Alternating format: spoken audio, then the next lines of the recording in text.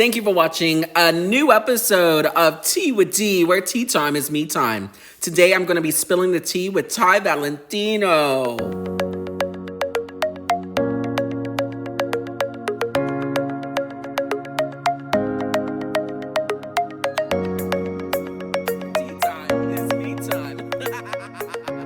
Hi, Teabag Nation. It's yours truly, Tea with D, where tea time is me time. Today, I have the privilege of interviewing the one and only and fabulous Ty Valentino. Hey! Hi, how are you? Good, I'm good. If for anyone that doesn't know, Ty is a cast member of the second season of Real Life and Philanthropy. And if you have not started the second season, how dare you? But what are we going on? Episode 7? Yes. But no, we're going on episode 8. Yes, but 7 was the one that just passed. Yeah. Y'all, I can't breathe. Like, and we're going to slowly dissect because I have so many questions as a viewer. Okay. In regards to all of the things that led up to what happens with yours truly. And, you know, before we get into that tea, because there's going to be a lot of tea. What are you drinking? Yeah, exactly. What you drinking? The one and only. Oh, Hennessy. Come through, Henny. Yes, and you guys know I'm more in the clear, so I'm doing absolute peach with mango Pepsi. Okay. The sweeter the better, bitches. Hey, mango. All right, but so Ty, so tell us, okay, looking at your bio on Real Life Reality's Instagram page, which you can check them out. It's reallife.reality on IG. Right. It says that you're from Atlanta. So yeah, after looking at all of the other girls' bios, you're the OG. Meaning you're the only cast member that is originally from Atlanta. Right on my back. I wear Atlanta on my back. I love my city. Like I tell all the time, I grew here, y'all flew here, some of y'all drove here. And you've been here since day one. Yeah, born and raised. I was born at Atlanta Medical Center. So why aren't you like just all over like every single episode? Like that's the tea. If you need to be showing these girls like the ins and out of this city. Although it seems like you guys have been traveling a lot. Well, to tell the truth, I came on this, like, I feel like I stumbled upon this season. Like, I literally was just supposed to be, like, maybe a friend of the show with Malik, me and Malik. After the first time we did filming or whatever, production thought I would be a good fit. So I thought about it. I asked my mama, like, I asked her everything. And my mom was like, yeah, she was ready. And my aunt was like, I don't know. And so if you know me, my mom and my aunt are like, those are like my go-to. So I went ahead, my aunt, she said, we're going to pray about it. And I went ahead and signed up. And look at that. And you bring, you know, and this is the thing, you want to make sure that your cast, not everyone is alike. You know what I mean?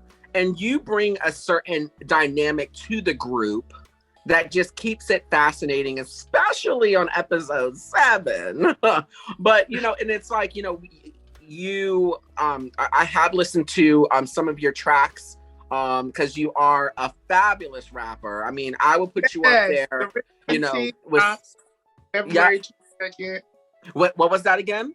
I said the Rich Auntie drops February 22nd. And I love your brand. Like, look at look behind him, you guys. With is that the album cover or is that just part of the photo shoot? Out yet? Oh, because I was gonna say that's album cover worthy right there with the white background. I'm in love. Shout out to your photographer. That's the first promotional shoot I did for this album. So that's like the promo that we're building off of. This is my last project. Right? Yes. Yeah. Love that. And this is where we was. This is where we at. Woo! Giving us all the feels. And who are you wearing tonight? Well, of course, hat, Ivy Park. This shirt is mine. This is me. At one point in life, I just felt like this was me, and it's always me. I'm gay. I am, and I feel like I'm always gay first. Like I always say, I'm gay before I'm black.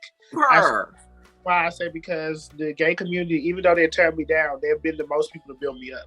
So I will always identify as gay before I identify as anything else. Educated because yes, I'm smart. Like I'm a smart ass bitch. Like just because I'm 25, don't underestimate me. And then petty because I don't start shit, but once shit gets started, I love to keep it going. There you go. Like, are we sisters?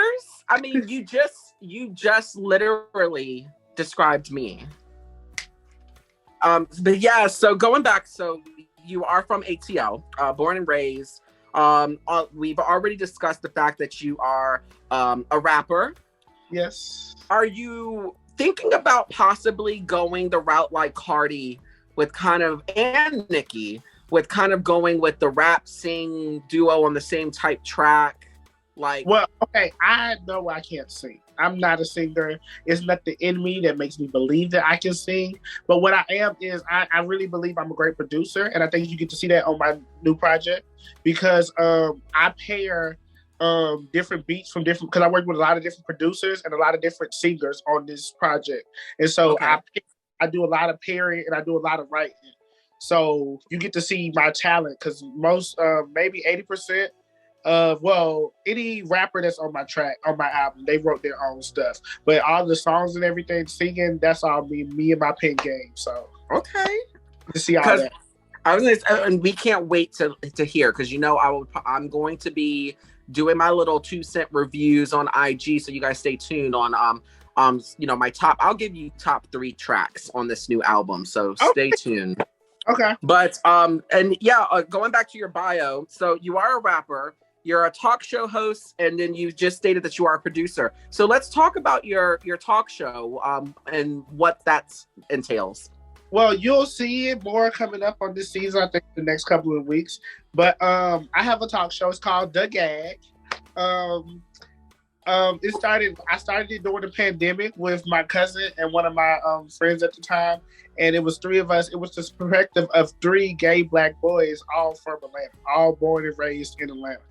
And at the time, we just tackled all like issues, like all pop culture issues, from government to pop culture news, all that.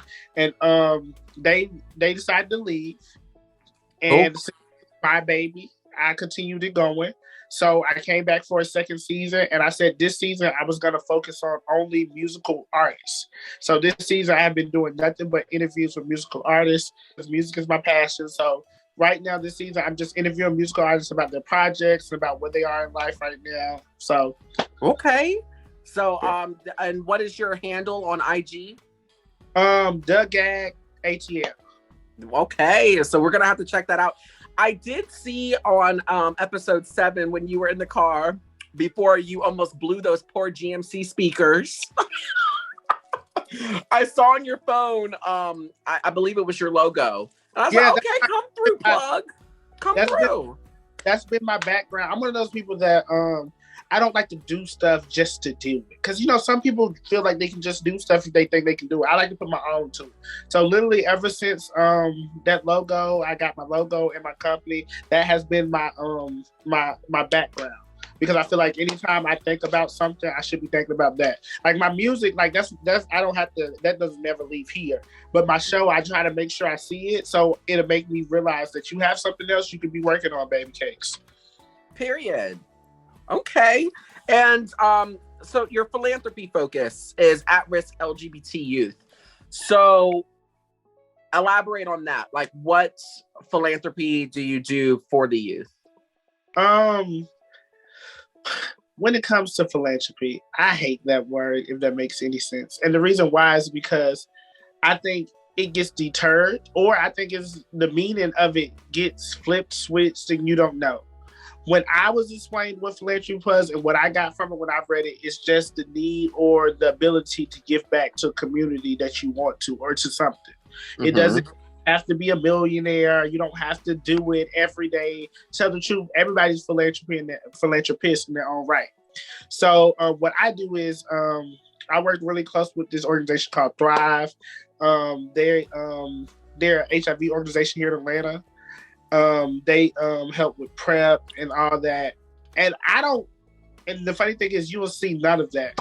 I'm not one of those people that like the film helping people, if that makes any sense. Okay.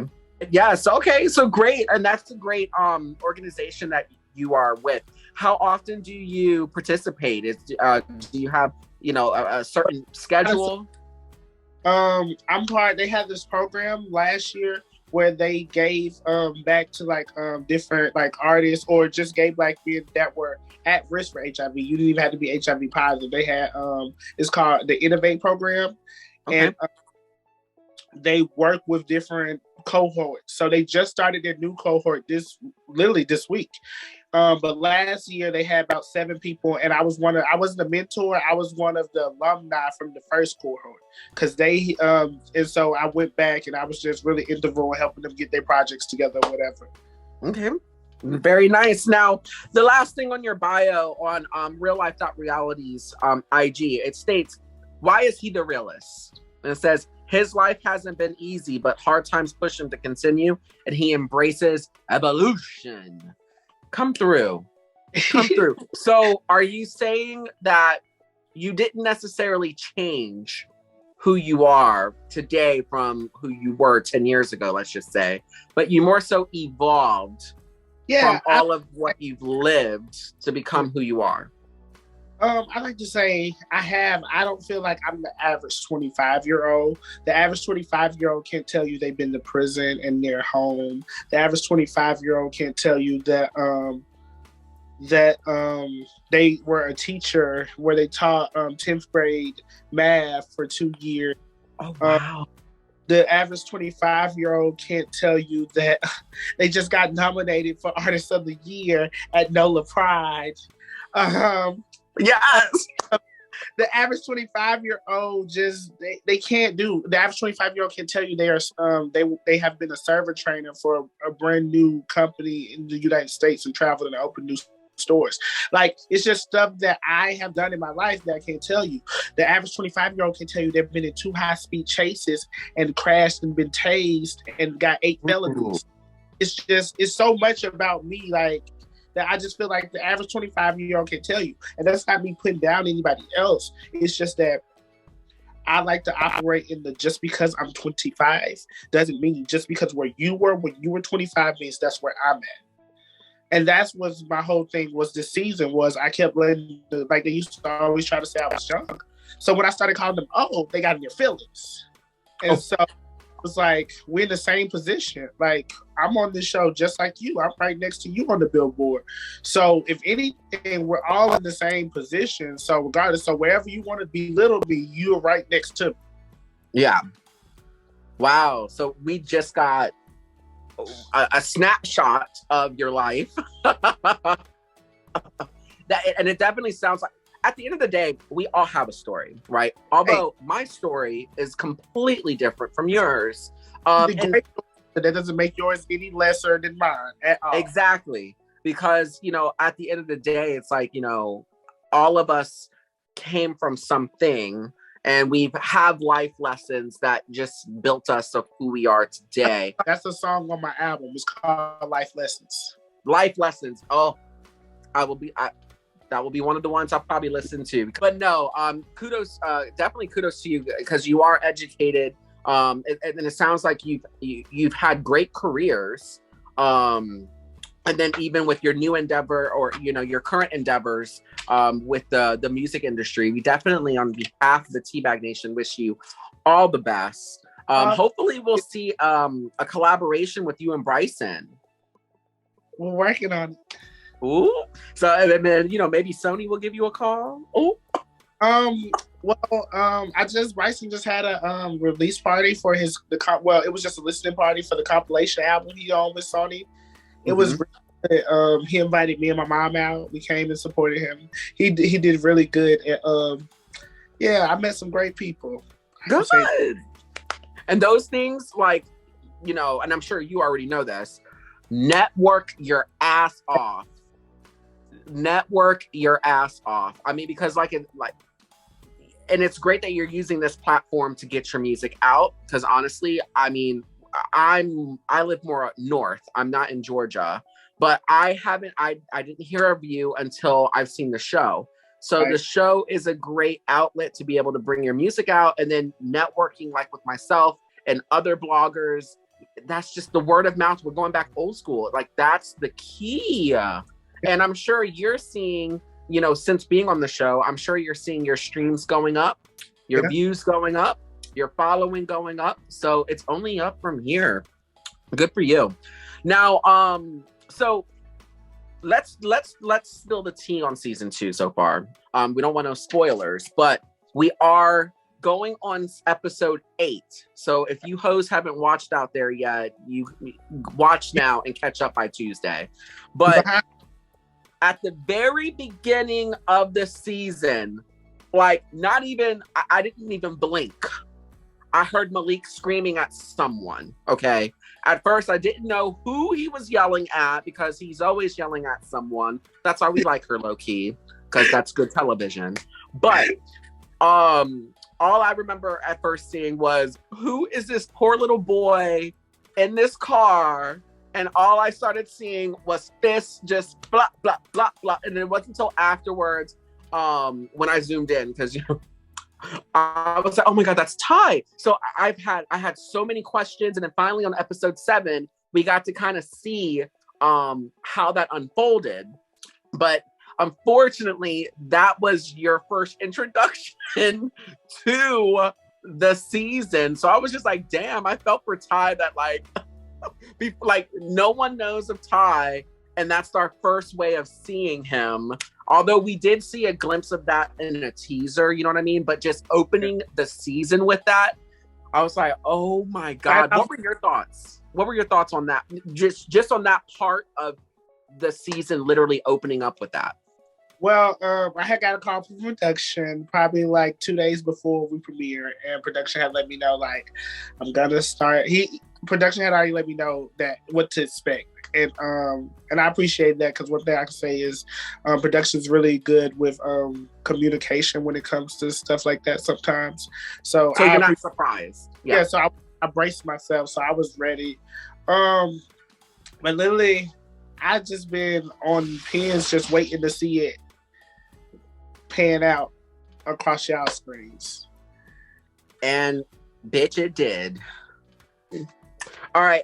So we did get to see, so one thing which I think I mentioned on one of the IG lives, the after show on real life .reality. And I stated that I love the dynamic you and your mom, like the dynamic between you and your mom, because looking at the broad or the spectrum of reality TV, you don't see that. I mean, the only thing we kind of saw that was like on Empire, but that was a scripted show. You know what I mean? It wasn't a reality show, but it's just nice because my mom is my biggest cheerleader as well. And, you know, even though for all the little gay boys out there that do not have their mom or their dad or whatnot, you know, we still have our chosen family, but there's nothing like the support of not only your parents, but your mom. Like, I know where you're coming from because I have that bond with mine, but it was so nice to just see that on the big screen of the connection that you have with her. So going into Malik's party, I believe it was his birthday party, right? Where filming wasn't allowed inside. Right. But you guys, we were able to kind of put some pieces together in regards to what happened. All I remember from that is that Malik was hours late to his own party. Then he showed up with an attitude, which we don't understand why. So I don't know, you know, there were speculations it was just for the cameras, or he just, you know, wanted airtime or whatnot. And then he found out, or maybe, and this sounds more realistic, it was probably because they couldn't film inside the restaurant and he probably really wanted it filmed. But And then also someone didn't pay for their 13, or it was a $13 drink, a $17 $14. drink. I believe you paid for it. 24 and told them they can keep the change. Oh. So and then there was like confusion because people thought that production was going to be paying for it, but then it wasn't. And I'm just like, first of all, you should never, if you thought production was going to pay for it, that question should have been asked before you step foot into the restaurant. Why would you go to a restaurant with no money? My mother and my father taught me a lot. And you'll hear that throughout this album. You'll hear that throughout me just being. Number one of their rules is don't go nowhere without no money. You know why? Because you got everything you need at home. So you can stay your broke ass at home and you can be comfortable. Can't nobody talk about you. You can't be mistreated. Can't nothing go wrong if you at home. If you go out into the world broke, shit is bound to happen. Period. And then there was, a lot of tension, and I think it started with more so about the drink situation, but then Bryson and Roshane just got into it, and we saw a glimpse of you, but then Bryson and Roshane just stole that entire scene, because then it became the battle of the best friends, and then Roshane's friends was like yelling on the top of the, and then we saw Darion getting hot. I said, ooh, I was getting hot because it's like Darion, he already cute, but then when you can tell when he gets mad because his voice shivers. That's your sister. Y'all love her. Darion, I'm just like, ooh, it's like Darion was giving masculine energy when he gets mad. And going into I would have to say Malik. So Malik's, you did have your scene with your mom, which that was beautiful. And then also just seeing your mom, I believe it was at a showcase for you. And just seeing her being your cheerleader. That was kind of like the first time that your official introduction to the season. But we haven't really seen you much until Malik's birthday dinner. And then, girl, you just exploded on episode 7. So it was like, finally, me personally, I was like, about time we get to see Ty. And it's like, same with Jamie. It's like Jamie is, but I hear Jamie's coming up soon too. But Jamie's kind of been like, I'm like, where the fuck is Jamie? Well, I'm gonna say this. When we first started filming, I'm a Scorpio, and I'm really like, me too. I'm really just not like, woo, let's make new friends. And so, and I feel like everybody sees that, everybody knows that. That's why certain events I wasn't at, like Bryson's party or Roshane party, I had a real ample reason not to be there. The girls had pissed me off the night before, and I told them I wasn't coming to it. That was just the tea of all that. But yeah, I could literally just be truthful and say, yeah, I was standoffish at first. But after Houston, I felt like I was forever indebted. So I said I was gonna make sure that I was there. So I tried my best. After Houston, I tried my best to be present. Well, something that happened, I believe it may have been the first morning. So the morning after y'all's first night arriving there, the whole pancake situation. So I don't want to, I hate them when they say the girls blame the edit, aka the Rue girls blame the edit. But from what I saw, it made it just seem like, okay, Kwanzaa was cooking the boys breakfast. Right. But then we see you making pancakes. And I believe Malik said, are you going to make us some? And you just kept saying no. And then Roshane comes in saying, well, that's not fair. Like, he came in and said his 2 cents. And then Bryson was just collateral damage because she was just like, okay, well, what's going on? And then, they're asking Bryson, well, do you want pancakes? He's like, well, yeah. So then just like, well, she's not making any because she's being shady, or, she's being stingy, or she's just being, whatever. But what is your stance in regards to that scene? Because from the viewer standpoint, it just sounds like, why didn't you just take the time to make a few more pancakes for your friends? One, they're not my friends. Castmates, people I am photoshopped next to on a poster, they're not my co-workers. So, especially the two that was asking for the pancakes, definitely not my friends. But although we saw you all up in Roshane's ear at the club. I don't fuck friends. But I didn't fuck Roshane either. So let's make sure that's known. But because you single, so that you can't control what he's doing. But that interview, I was hollering. Oh, I was hollering. Set up that morning. Everybody was drunk the night before. Bryson had literally just cussed out everybody. Everybody was kind of over the first night. We was all tired. You know, we had just traveled all day. Like everybody went to sleep. If anybody that knows me knows, I wake up early in the morning regardless. That's just what I do. Like literally I wake up, I'm an early riser. That's just how I am. So I woke up and I was like, Kwanzaa was my birthday. I was like, Kwanzaa, we went to the grocery store. You supposed to be cooking breakfast. She was like, production was like, we're going to go to the grocery store. So I was like, well, when? Because it was already 8:00 in the morning. So everybody was still asleep. So I went to 4 different grocery stores, getting everything that was on the list. Literally because grits was hard to find in Houston. And it's just the grits that I was used to. I'm not a Quaker Oats type of girl. I was, I don't know whether it's because I'm Southern or what. This Quaker Oats was never the type of grits that was in my household. So I was not going to settle for Quaker Oats that the Kroger's had. So I remember going to, I don't even know what the name of the store is. It's some Houston shit. But they didn't have Aunt Jemima, what I was used to. They had something else, but it was better than Quaker Oats. And so when I was getting those, I had everything on the list. I literally walked out and I was passing the pancake mix. So I grabbed pancake mix. Pancakes were not on our menu for breakfast. That's what I wanted. So I grabbed pancake mix.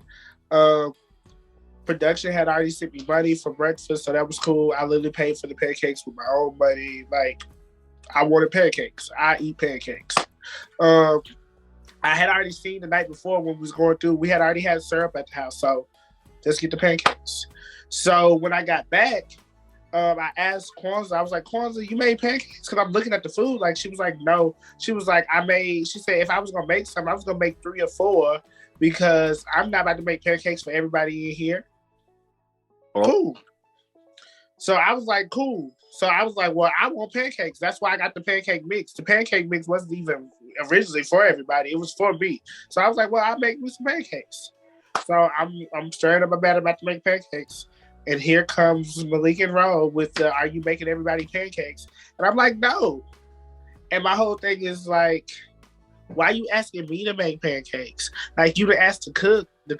Why you didn't ask the cook to make you pancakes? Y'all nominated Kwanzaa to cook. Why didn't she get asked to make pancakes?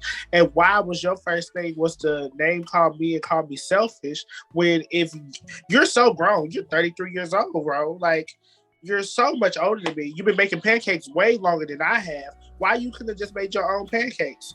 But instead, you wanted to sit right there and call me names, and that was weird. I think, and it's like, and we did not know the tea that you asked.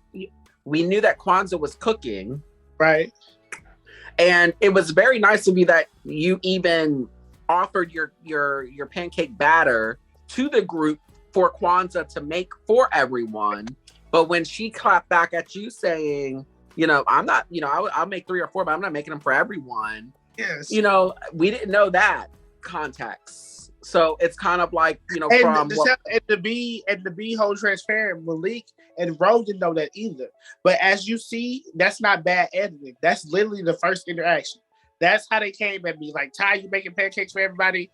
No, I am not. And that's literally the truth of, like, that span is literally, that was the first scene. It hadn't happened before. And then we went and got a camera. That's literally production was just filming because it was breakfast time just to see what would happen. And they literally just came up like, bam, like, you not making us pancakes. And I'm like, and you're like, no. So answer this. If they were like your good Judies, would you have made them pancakes? Okay, let's get this understood. I'm 25. I don't cook for real. I can cook, but I don't cook for real. I live with my parents. I'm proudly to say that. Both of them cook. My daddy cooks on a daily basis. Has ever since I could ever think of. I don't have to get in no kitchen. Oh. So if I don't cook the people that I love and will die for food, why did you think I would cook you food? Okay. Well, that answers that. I guess it's like, you know, I would have made it a big scene over it. I mean, I probably would have asked you, girl, if you're making pancakes, gonna make me one. But if you would have just said, you know, no, you know, at first I probably would have just been like, okay. And then I would have just made them myself instead of kept whining. But when they just kept, you know, they just kept going at it. Bitch me out. I felt like they was trying to bitch me out. Like, make us pancakes. Bitch. Yeah. Make us pancakes. And then let's get into the fact that after that whole kabobble, I left. Breakfast started maybe 30 minutes late because I left. And I went and bought everybody their own takeout container of pancakes from the Denny's up the street. Wow. And this is me low-key messaging you, you know, just to get the tea, like, bitch, what is up? Like, why didn't you make these queens their fucking pancakes? Because when you guys were actually sitting, I literally was behind because I saw a container, but I didn't know what it was. I said, I know Ty did not put his pancakes in this container to keep the bitches warm. And just love that you think I'm that. I am petty. I promise you. I'm PET. I'm petty as fuck. I promise you. I was dying. But when you told me that, I was like, oh my God, that's funny that that's what you saw. No, I literally went and just bought everybody pancakes because my whole thing was I knew I wasn't making you guys some. If y'all want some, y'all making the big deal where y'all want to argue about it. Apparently. So at that point, why was that so that would have been squashed for me, even if I was in Roche. You have to realize you have to have something to do. They don't have any other storylines, so they have to hold on to something. What have we seen from the two people that wanted to fight about pancakes? Events that couldn't get filmed multiple times, or a party where you say you wanted to endorse people being free, but then when somebody been free, you cussed them out and told them they were fake. So, as you can, they needed somewhere to go, and I was the somewhere. Well, knowing that context, if I would have side-eyed you for you saying, no, I'm not making you any, but I would have made some myself. But then for you to offer to get the entire cast some from the Denny's, that would have been it for me. But that shit lingered all day. This is why they ate the pancakes. This is why after the whole fight incident, they went home and reheated up the pancakes. Oh, get into sober it. Food. They're sober food. I would have been petty and would have snatched all of them. But that's not me. That's the thing. I feel like this season they have tried to make me seem like I'm just so selfish, but it's not me selfish. It's me reacting. One, I don't know you. Let's remember that. So to me, you're just somebody coming for me. You have done nothing for me to make me even feel some type of gratitude to you. Like, it's not like it's blocks. And it seems like everybody's like, I would have made the pancakes. I would have made them. That was selfish time. I'm like, well, girl, you should have made them because I knew I wasn't. And that was, regardless of whether who said what or who did what, I wasn't making pancakes for everybody. That just wasn't gonna happen. It was 8 of us. It was 8 of us. 8 of us. Yeah. So it's like, 2, 3 if pancakes. Each person got 2, 16. That's a lot. And who making 16 pancakes? You don't know maid. Hello. That's just not and that's just on some serious shit. My bestest friends know that I won't make them know, but I will buy them some. Okay, that's just as good. That's just me, like just as good. But and that's kind of going into the club you guys went to. It looked like that club was lit. Lit. I can't wait to go back to Houston to go back to Culture. Culture was amazing. Is it a gay club? I don't know if it's a gay club, but I know it was a gay night. Okay. Well, it looks like you guys turned up. But there was a huge question mark in my book between. It said that there was a situation that happened at the club that the production and the cast got kicked out. But you weren't there, and you kind of mentioned something saying y'all bitches should have left when I left. Right. So what was the reason behind you taking the rental car from Avis that didn't belong to give him you? A plug. He needed it. Give him a plug. Give him another one. Say it again, because he needs that. It's like the rental. You took the rental car from Avis. What prompted you to do that? One, I'm the type of person you'll see this season. Like, my go-to is confrontation. Mm-hmm. That's why I have those felonies. That's why I was in prison. Like my first go-to when I feel like I'm tried or anything is aggression. I've learned to step away from that. I don't do that anymore. So when we're in the club situation where I just saw it getting out of control. I don't like confrontation. I don't like arguing. I don't like none of that. So I saw that night was going downhill. It was going downhill. So I was like, I'm gone. I went to the car. I pulled up in front, told everybody, let's go. I'm ready to leave. Why do I have the keys? Because I partially paid half of the car. Malik is saying that it was funny that he's like, it wasn't your car, but he ain't put 2 cents in that bitch. 2 cents. 2 cents.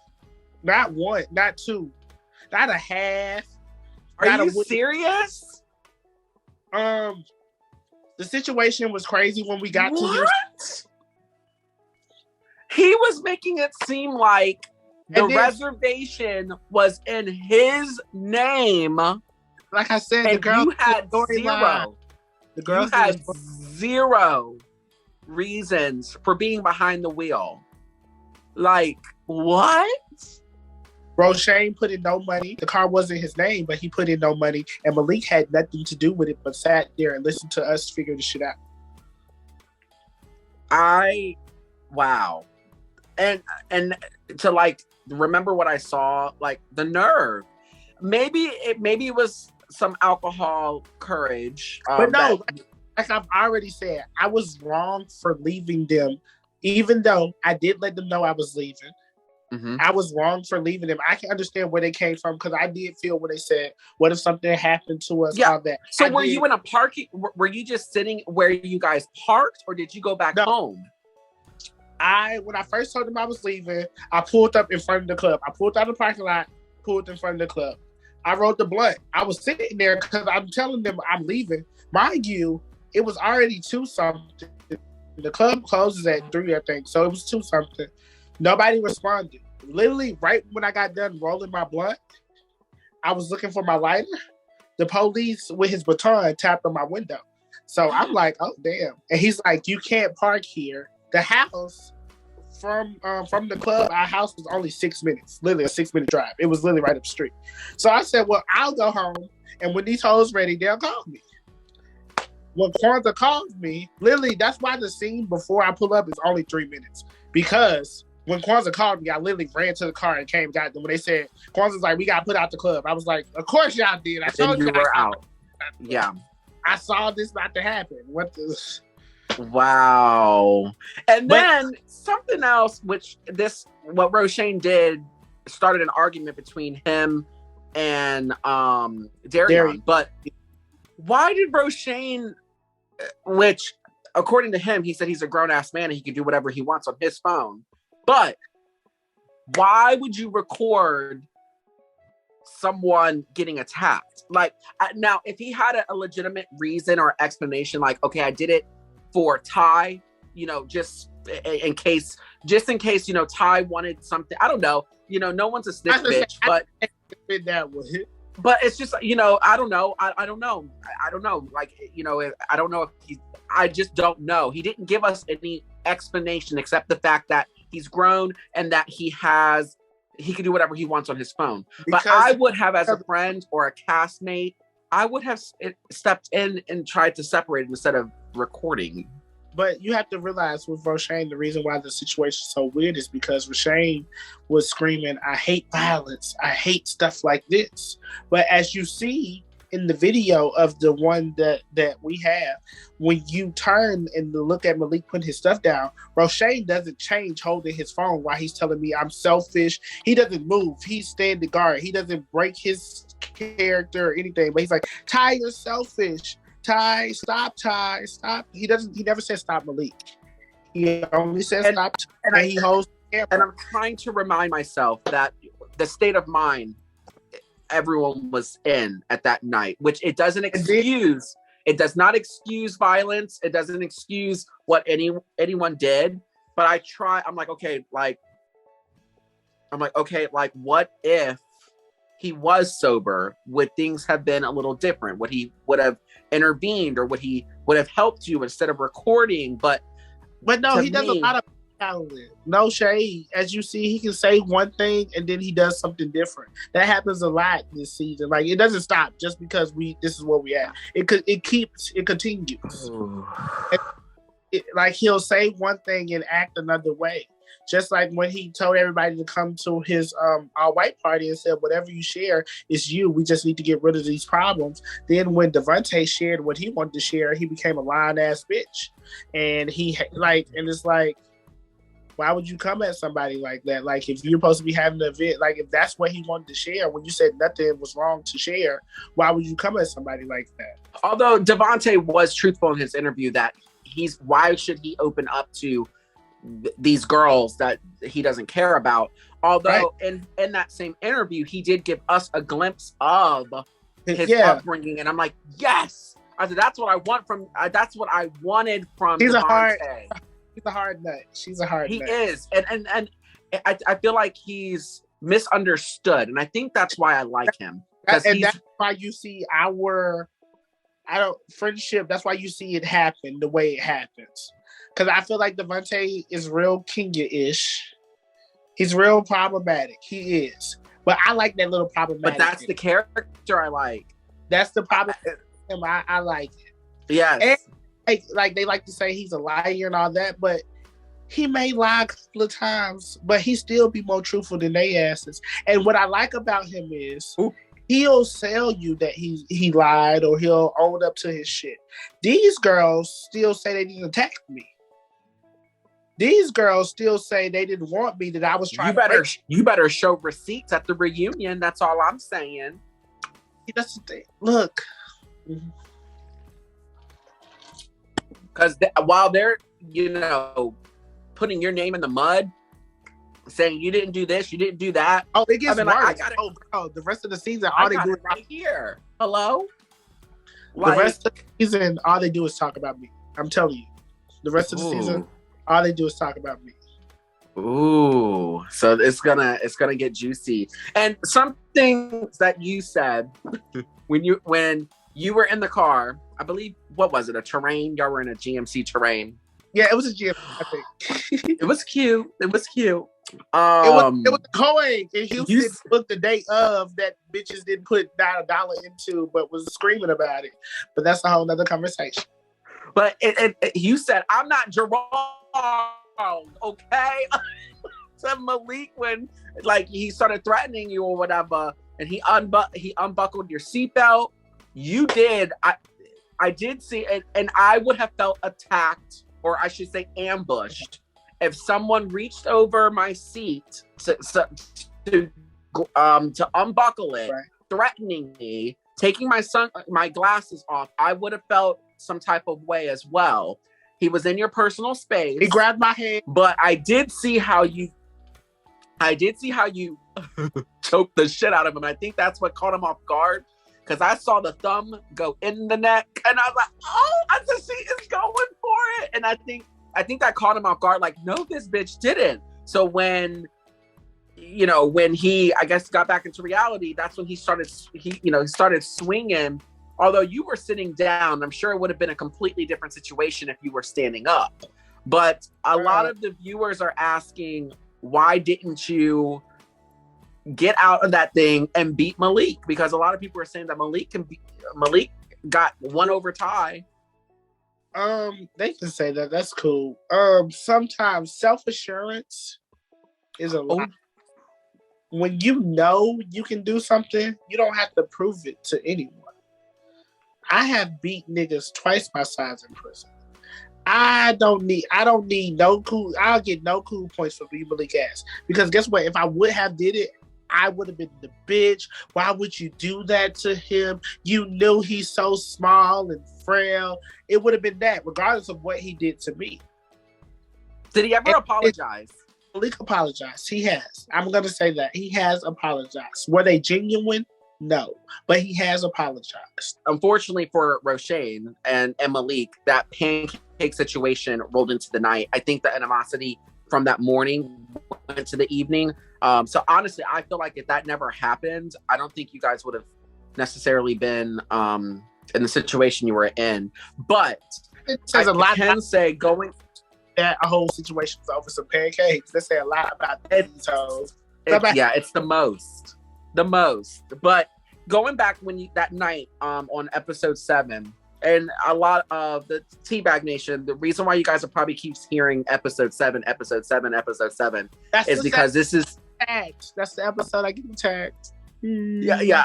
And it's not just that. That's where you get unfortunately, a lot of airtime from Ty. So with the end of episode 7, when you guys are back at the house, Roshane, Malik, I think production was all, being involved. You and Malik started arguing, yelling back and forth. I believe you were shoved in the room without the cameras. Mind you, this is how you know they knew that I would kill his ass. They would not let me out. They wouldn't let me out the room. Malik roamed the halls free and everything. They literally stood at my door. They literally kept checking on me. Like, they made Kwanzaa sit in the room with me and make sure I didn't leave. Like, they were... Wow. Well, what was said? Was it just that, were you just told, look, stay in the room, sleep off? No, I kept part of the reason why I had a problem with everybody in this situation, because I feel like everybody was trying to downgrade what happened. And my whole thing was, if it happened to you, you wouldn't be acting like this.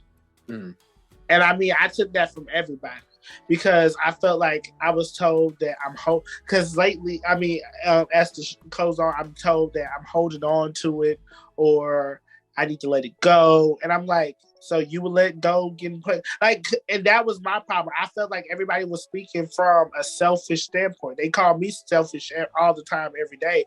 And I felt like they were speaking from selfish, telling me that I need to let something go. But if it happened to them, they damn sure would let go. If Malik would have hit Kwanzaa upside the head, we would have probably had trans activists all up and through from Bucklusa all the way to Peace Street. Period.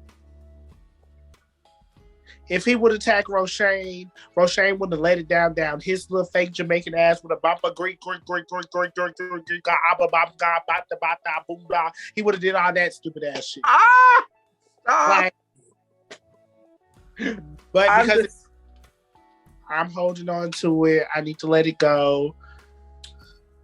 So, well, I made a lot of my friends in life mad. I made them mad. I ain't gonna say that. We all make our friends mad. Guess what? Ain't none of my friends ever put their hands on me. And friends shouldn't put their hands on each other. One last thing I would like to bring up, and I know I like that I saw that Darion was kind of coming to your defense. That's my Scorpio sister. Me and Dee really. I'm releasing my POV of Houston. I was filming also, so I have my filming of what part one of like that whole day was for me. I'm gonna be releasing it on my YouTube later, and you'll see me and Darian really click. Like me and Darian, we already knew each other before the show, and so we really just two Scorpio girls just having fun. We went and bought the whole cast shots. Yes, literally just wanted a good trip. So yeah, D was standing up for me because D wanted to know. D just didn't feel like if Ro was saying that he didn't like violence, he didn't condone none of that, and also the fact that he was just hugged up with me in the club. Why would you be? But then you also realize that Malik and Ro have like this alliance. and I think it's because they're the OGs from season 1. Bro's not an OG. He was on the first season as a friend of the show. He's not an OG, bitch. He was a appearing cast member. Because if that's the case, Marlo an OG. Is Marlo an OG? I think not. Okay. Oh. He was on the first season. And if that's the case, I was too. Oh. If you want to be so well, I cannot wait to see what happens on episode 8. Teabag Nation, you can catch Real Life and Philanthropy Tuesday evenings. And if you have not caught up yet, the first 7 episodes are uploaded right now on Real Life Philanthropy's YouTube channel. Make sure you check out Real Life Reality on their Instagram account at reallife.reality. Make sure you also check out Ty Valentino's Instagram handle. What's your handle? I am Ty Valentino. Period. And if you're not a part of the Teabag Nation yet, how dare you? But I'm at T with D 2020. Also on YouTube, T with D. So make sure you guys just follow all of us. Spread love. And as always, you guys, this is the important part. Tea time is me time. Bye. It's so nice meeting you, Ty. Oh, and don't forget, stream The Rich Auntie, my album, dropping February 22nd. And the diss track, Malik, is dropping February 8th. A diss track? Ooh. Ooh. Stay tuned, y'all.